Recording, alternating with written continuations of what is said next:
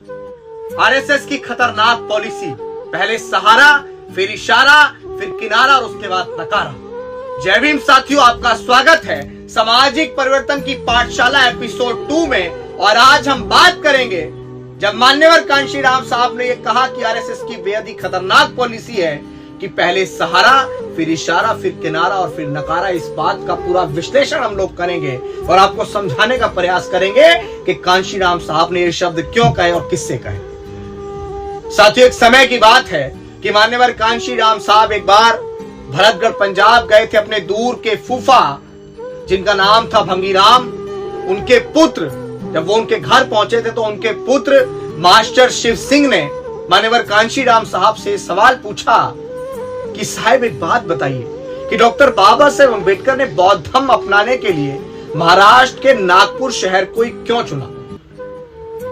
तब थोड़ी देर शांत होकर मान्यवर कांशीराम साहब ने जवाब दिया कि डॉक्टर बाबा साहेब अम्बेडकर ने बौद्ध धर्म अपनाने के लिए नागपुर शहर को इसलिए चुना क्योंकि नागपुर के अंदर आरएसएस का हेडक्वार्टर है और आरएसएस एक मनुवादी विचारधारा का संगठन है, जिस विचारधारा को डॉक्टर बाबा साहेब अम्बेडकर खत्म करना चाहते थे। बाबा साहेब अम्बेडकर ने खुद ये भी कहा था कि हमें मनुवादियों के संगठन को सबसे पहली चोट यहीं से करनी चाहिए जहां से उनकी शुरुआत होती है।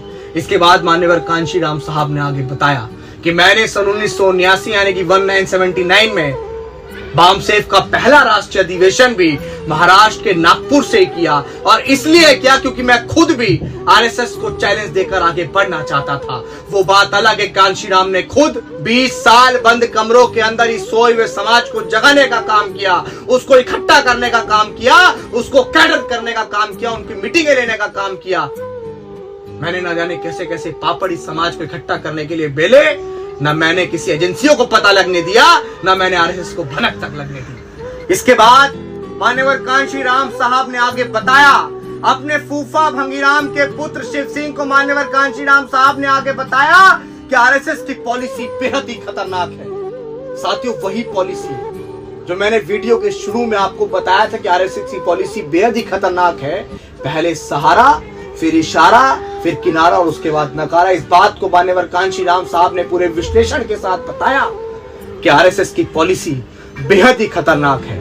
पहले ये हमारे समाज में से गद्दार पैदा करने के लिए उन्हें थोड़ा सा सहारा देकर उकसाने की पॉलिसी का इस्तेमाल करते हैं, और फिर गद्दारी करने के लिए इशारा करते हैं। और जब सामने वाला गद्दारी कर चुका होता है, जब सामने वाला अपने समाज की नजरों में बदनाम हो चुका होता है, जब सामने वाला अम्बेडकरी आंदोलन को चोट पहुंचा चुका होता है, तब आरएसएस वाले धीरे धीरे उससे किनारा करना शुरू कर देते हैं, क्योंकि तब तक वह गद्दार अपने समाज में बदनाम हो चुका होता है। साथियों, अंत में आरएसएस हर तरीके से उसका इस्तेमाल करके, जब वो अपनी विचारधारा को आगे बढ़ा चुके होते हैं, हमारी विचारधारा को कमजोर कर चुके होते हैं, तब वो हर तरीके से उस व्यक्ति को नकारा साबित करके रख देते हैं और उसको बाहर निकाल देते हैं, ताकि भविष्य में वे कभी भी आरएसएस और उनकी मनुवादी विचारधारा के लिए खतरा न बन सके। यह आरएसएस की बेहद ही खतरनाक पॉलिसी है। और इस वीडियो के अंत में मान्यवर कांशीराम साहब की इस बात पर मैं आज समाज में, वर्तमान समय में उन तमाम लोगों से कहना चाहता हूं जो दूसरी पार्टियों के हाथों में खेलते हैं, जो दूसरी विचारधारा के हाथों में खेलते हैं, जो फूले, शाहू, पेरियार, ललई, अम्बेडकर और मान्यवर कांशीराम साहब की विचारधारा को भूलकर दूसरों की विचारधारा को आगे बढ़ाने का काम करते हैं। मैं उनसे कहूंगा कि इनकी पॉलिसी वाकई बहुत खतरनाक होती है। ये पहले आपका इस्तेमाल करेंगे, ये आपको अच्छा लालच देंगे, या अगर आप पैदल चल रहे होंगे तो कहेंगे भाई अच्छी गाड़ी ले लो, अगर आप कच्चे मकान में रह रहे होंगे तो आपको कहेंगे कि भाई अच्छा सा मकान ले लो। लेकिन ये चंद लालच आपकी आने वाली पीढ़ियों के लिए, आपके आने वाले भविष्य के लिए बेहद दुखदायी होंगे, क्योंकि विचारधारा से बड़ा कुछ नहीं होता है।